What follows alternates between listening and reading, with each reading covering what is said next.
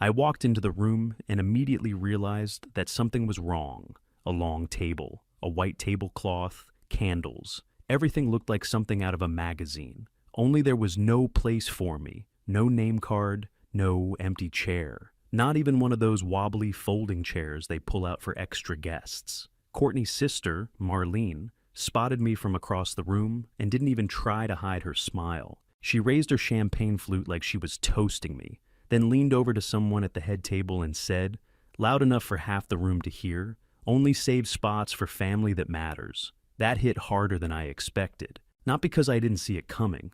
Marlene had always looked at me like I was chewing with my mouth open, but because Courtney just stood there, pretending not to hear. I leaned in. "So, no seat for me?" Courtney shrugged. "It's tight. Don't make a big deal." Tight? There were 3 empty chairs between her cousin Trey and some finance guy from Connecticut. I could have sat on the damn buffet table if they wanted me out of the frame that bad. I held her gaze a second longer, but she wouldn't meet my eyes. I smiled, nodded like it was all fine, then turned and walked toward the restroom. Or, at least, that's what it looked like. What I really did was start the clock. Quick note, before listening, share which city or country you're watching from. I passed the restroom, took a lap around the hallway, and returned just as the toasts were starting. Marlene stood at the front with a mic in one hand, and that diamond on her finger flashing like it needed its own spotlight. "To love," she said, eyes glassy, fake sincerity dripping like syrup. "To partnerships that last, and to knowing your worth, especially when vultures circle." I caught Russell Drake's eye across the room. He raised an eyebrow. "And thank you to the man who funded tonight's gala, Mr. Russell Drake himself," Marlene said, gesturing toward him with her glass. "I hear he's made a fortune in logistics. Bald heads and bankrupt companies. Quite the business model, huh?" Laughter, nervous, scattered. One guy actually choked on his wine. Russell didn't flinch, but his daughter Jen, sitting 2 tables over, froze. The color drained from Carl Whitmore's face like someone yanked the plug. That moment told me everything I needed to know. Marlene hadn't just insulted some random guest.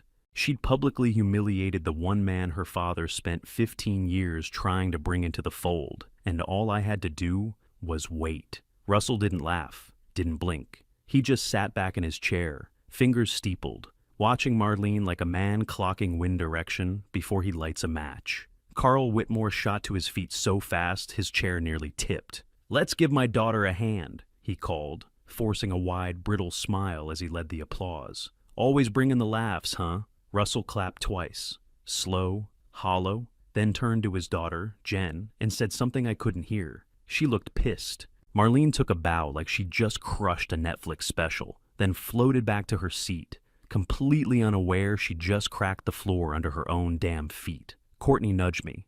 "Don't start." I didn't even look at her. I was already watching the real story unfold at the other end of the table. Carl leaning in to say something to Russell, who smiled that polite corporate smile people use right before they screw you.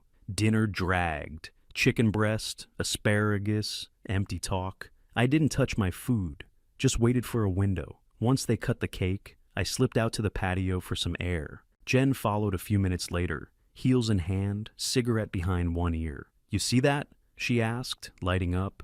I nodded. "Russell's not letting that slide." She blew out a long stream of smoke. "He shouldn't. Carl's been leaning on him for months. Logistics, fleet operations, personnel. It's all held together by Drake Holdings." She paused. "Or was." I turned toward her. "Your white tents, champagne tables, photographers, a damn movie set for a family empire that looked shiny from the outside, but was hollow as hell inside. She's trying to climb the ladder," I said, "and just insulted the guy holding the bottom rung." Jen nodded. "Carl's desperate. He's sunk everything into this expansion. The new warehouse systems, digitizing operations. It's all being paid for on credit. Russell's credit. And that toast?" She dragged hard on the cigarette. "That was a suicide note." I didn't say anything for a while, just watched the servers clear empty glasses off the tables. Inside, people were dancing, laughing, totally clueless. Jen looked over. "You're quiet." "Just listening? Planning?" I gave her a little shrug. "What would I plan?" She laughed. "Right." I let it hang for a second. Then I turned back toward the ballroom doors. "You staying long?" "Long enough to watch Carl sweat. Then I'm ghosting." We walked in together. Music pumping, lights low. Courtney on the dance floor with Marlene like none of it mattered. Jen disappeared back to her table. I slid into my seat, folded my napkin across my lap, and smiled like I gave a damn about dessert. Inside, though, I'd already moved 3 steps ahead. The next weekend, Carl pulled out every trick in the playbook.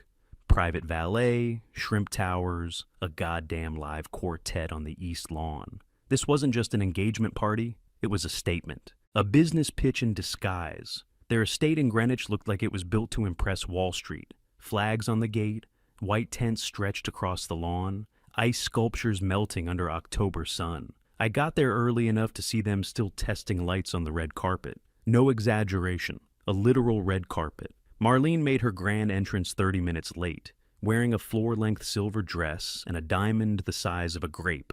10 carats easy, and just subtle enough to say, "Look how expensive I am," without screaming it. She posed at the top of the steps like she was waiting for a camera flash, one hand resting lightly on Alexander Hartman's chest like he was a trophy. That guy, tall, good-looking, probably had a trust fund nickname like Trip or Skip, barely looked alive. He grinned on cue, shook hands, kissed cheeks, but behind his eyes, nothing. I'd seen paperweights with more engagement. I kept my distance, stuck near the open bar. That's where I first spotted Martin Hartman, Alexander's father.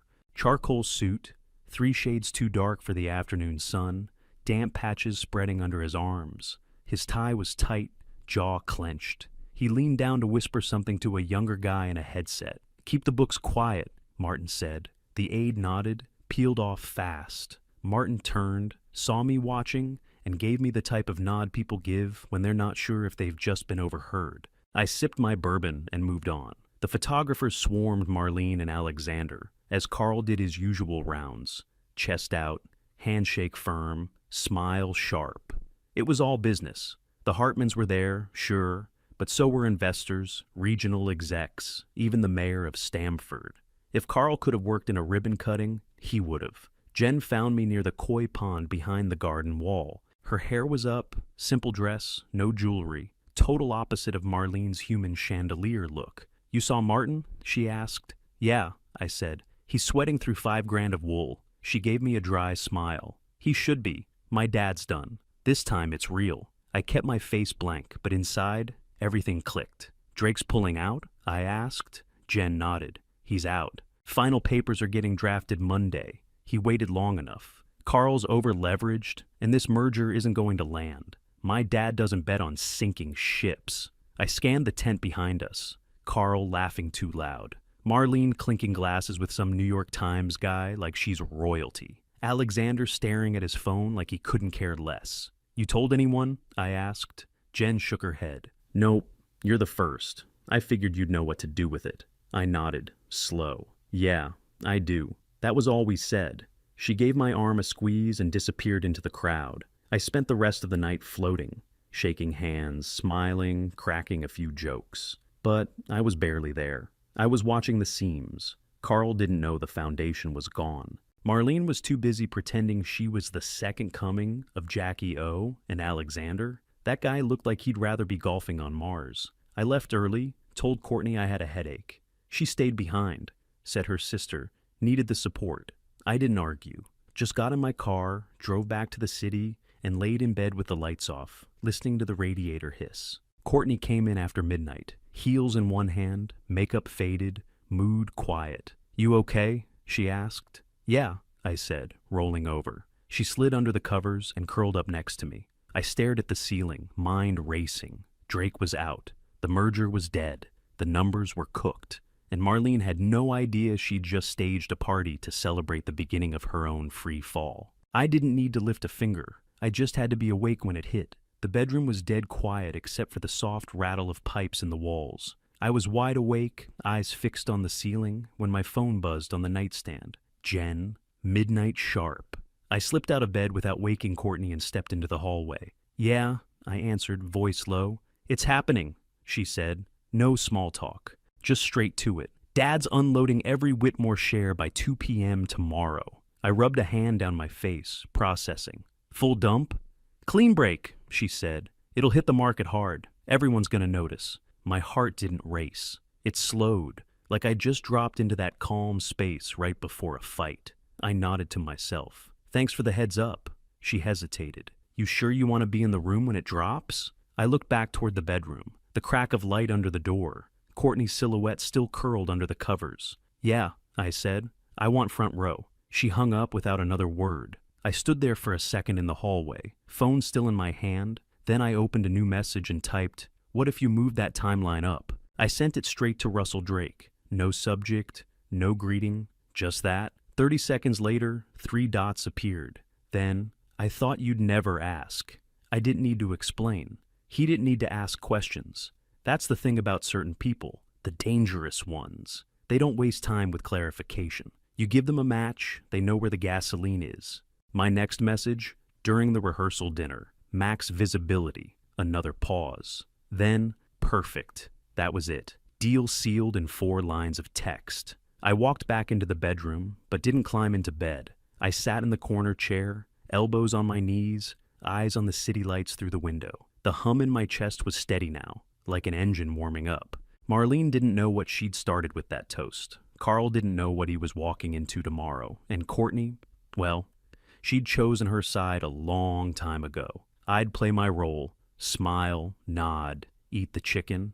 But when the room started spinning and the walls started shaking, I wouldn't flinch. Everything about the rehearsal dinner screamed control, spotless linen, hand-painted name cards, crystal that probably had a stupid backstory. The Whitmores didn't throw parties. They staged performances. It was held at the Garden Club in Rye, old money place with ivy-covered walls and servers who probably had MBAs. I walked in at 7:30, right on schedule, and the whole thing looked like a magazine spread. Courtney barely glanced at me as I joined her. She was in full autopilot mode, wine in one hand, fake laughing at something Marlene's PR handler said. The head table stretched across the front, all eyes pointed toward the podium like it was a throne. Everyone was in position, but no one realized the building was already rigged.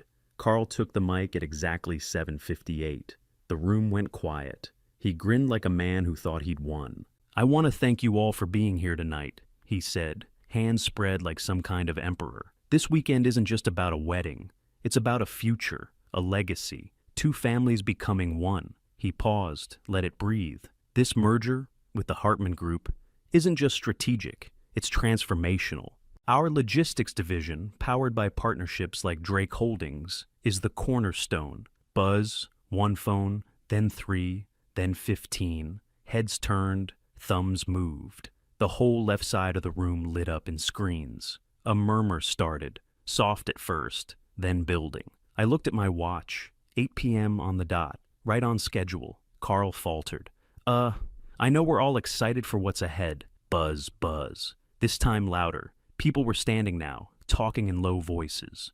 One guy from the finance team dropped his wine. I turned my head slowly, like a man at a symphony. Martin Hartman stood up, face pale, phone still in his hand. "Carl," he barked. "The stock's in free fall." Silence. Carl blinked. "What?" "Drake pulled out," Martin said, eyes wide. "All of it! It's everywhere. Forbes, Bloomberg." He spun around to his son. "Alexander, did you know about this?" Alexander looked stunned. For once, the guy actually reacted. "No, this isn't me." Carl's face dropped. No fake smile this time. Just pure, exposed panic. "Sit down," he hissed toward Martin. "Let me handle it." But Martin wasn't done. "Handle what? There's no merger without Drake's backing." The funding was contingent on his logistics arm. That was the deal. Now voices were rising all around us. People grabbing coats, whispering into phones. The photographers were backing up, lenses down. The PR girl was almost crying. Then came the real show. Marlene stood up, eyes wide, and whipped toward my wife. "Courtney," she hissed. "Do something." Courtney froze. "What do you mean?" "Talk to him," Marlene pointed at me. "Fix this. You let him in. Now everything's crashing." I raised my wine glass. Didn't say a word. Marlene's voice cracked. "You smug little..." But she didn't finish it, because right then Carl slammed both fists down on the table. "Everybody shut up!" A few people gasped. One of the Hartman assistants ducked behind a column. Carl's face was beet red, jaw clenched so tight I thought he'd crack a molar. "This is a temporary dip," he growled. The deal is still happening. Drake is bluffing. It's posturing. Martin Hartman threw his napkin down. Pull your head out of your ass. It's over. Carl tried to speak again, but choked on the words. His phone lit up in his hand. Another alert, another drop. His net worth probably lost 6 zeros since he walked up to the mic. The room was chaos now. People filing out, some staying just to watch. I didn't move. I sipped my wine, eyes locked with Marlene, who was still standing there like she was waiting for someone to yell, "Cut." But there was no director, no fix, just the wreckage. And I was right where I planned to be, center seat, best view in the house. The next morning, the florist didn't even show up. No calls, no truck, no flowers. By 10 a.m., the wedding was officially off. The catering crew packed up in silence. A few distant relatives shuffled out, dragging roller bags and muttering about refunds. Someone canceled the photographer. The band, freeze the trades! Find me the clause. No, you listen to me. I heard it all from the hallway while sipping black coffee out of a mug that said, "Family first." I nearly laughed. Upstairs, Marlene was crying. Loud, sloppy, ugly crying. The kind you can't fake. She was still in her silk robe, makeup smeared, kneeling in the middle of her room next to the dress, the custom Dior she'd flown to Paris for. It was hanging limp on the back of the closet door like a ghost. Courtney stood in the doorway, frozen, just staring at her sister like she didn't recognize her. "She's not even crying about Alexander," Courtney said. I leaned against the railing. "Nope, it's the dress, the guests, the moment." I didn't respond. I didn't have to. "She's always been like this," Courtney whispered. But this time, there was no defense in her voice. I stayed quiet. Let her sit in that realization. That wasn't my lesson to deliver. Downstairs, Carl's voice exploded again. "No one told me Russell was planning to dump shares. That's material information. Someone's getting sued." Didn't matter. Word was out. And worse, it was true. By noon, we got confirmation. Every major Whitmore asset had been tied up in the merger. The new warehouse lease, the overseas expansion, the debt restructuring. It was all built on projected value. Projected. With Drake Holdings out, that value evaporated overnight. Then came the real punch.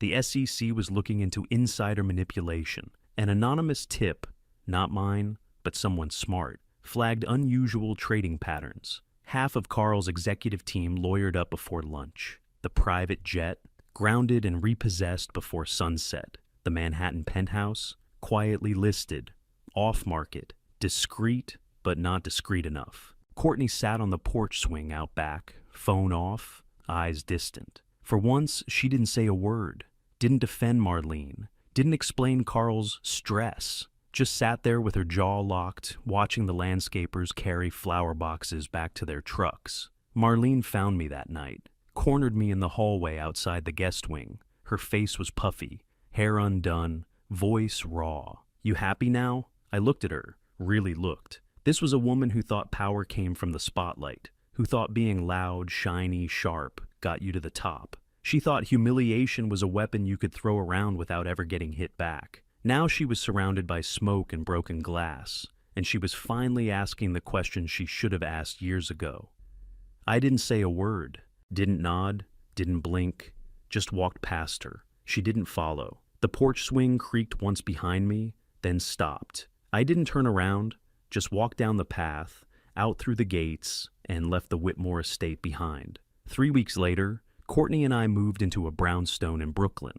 Nothing flashy, 2 floors, brick, old creaky steps. But it was ours. No house manager, no gated driveway, no marble-floored foyer echoing with tension. Just a chipped mailbox and a street where the neighbors actually knew each other's names. I fixed the screen door myself the first night. Courtney made pasta from a box. We sat on the floor with plates in our laps and ate in silence. Not cold silence, just stillness, peace. That Thursday, Carl showed up.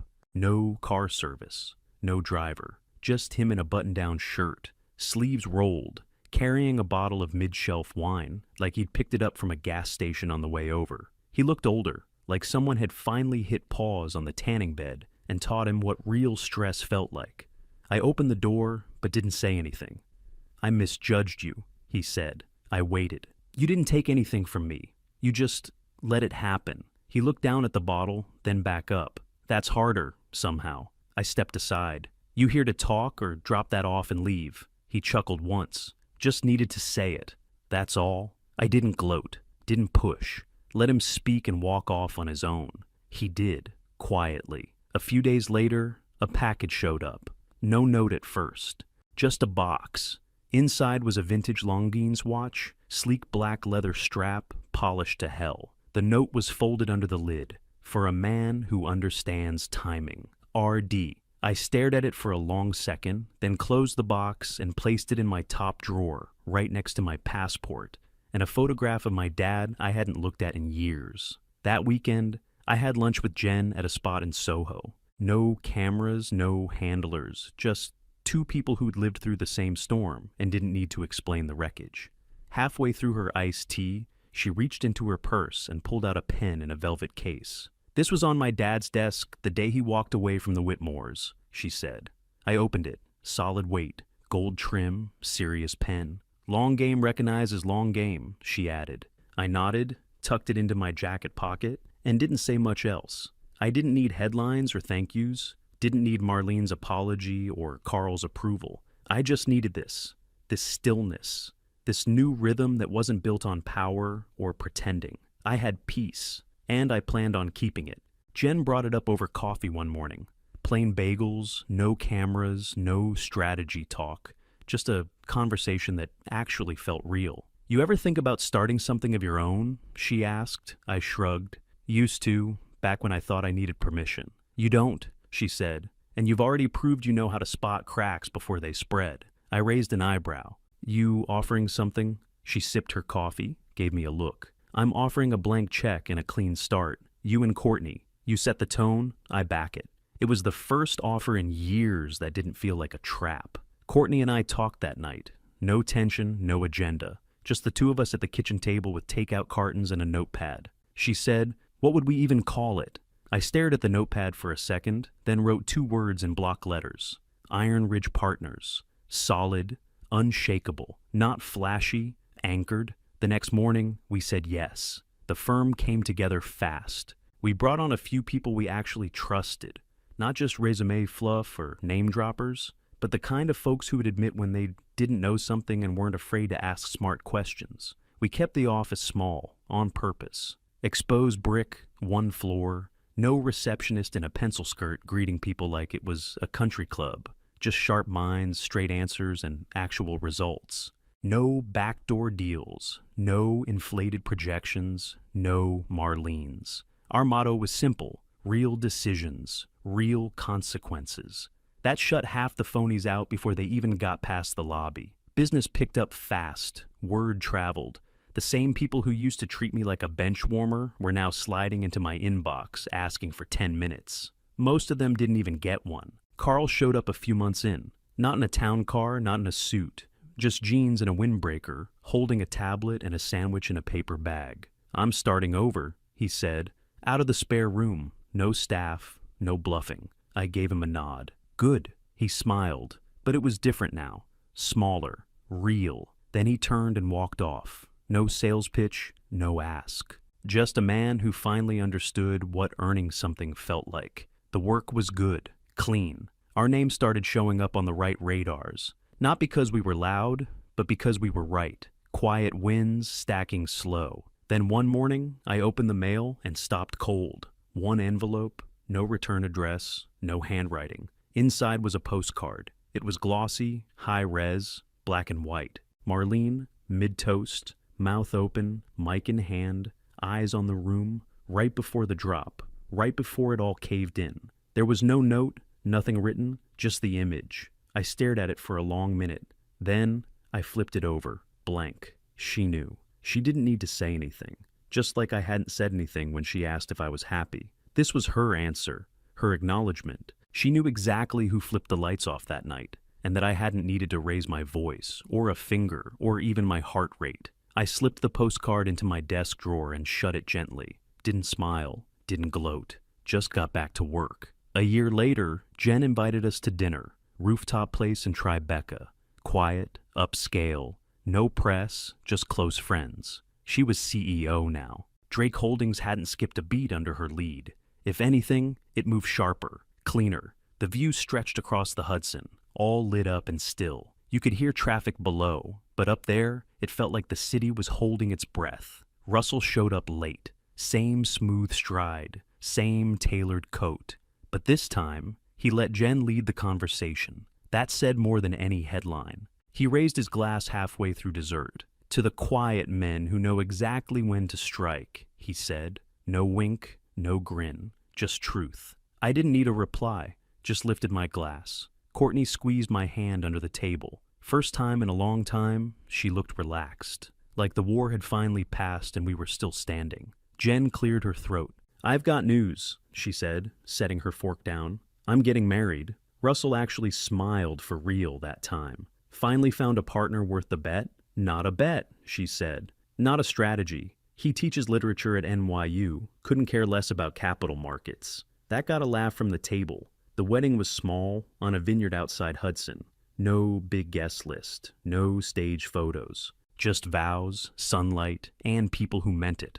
Courtney and I danced slow under the string lights. No music cues, no fake smiles. She leaned in close. "You still think about it?" "Sometimes," I said, "but not with bitterness, not with heat." Back home, I kept the postcard framed in my office, right above my bookshelf. Not to show off, not to relive it, to remember. Marlene, mid-toast. World still intact, for about 5 more seconds. Some people thought power meant shouting loud, making moves in daylight, flashy wins, fast exits.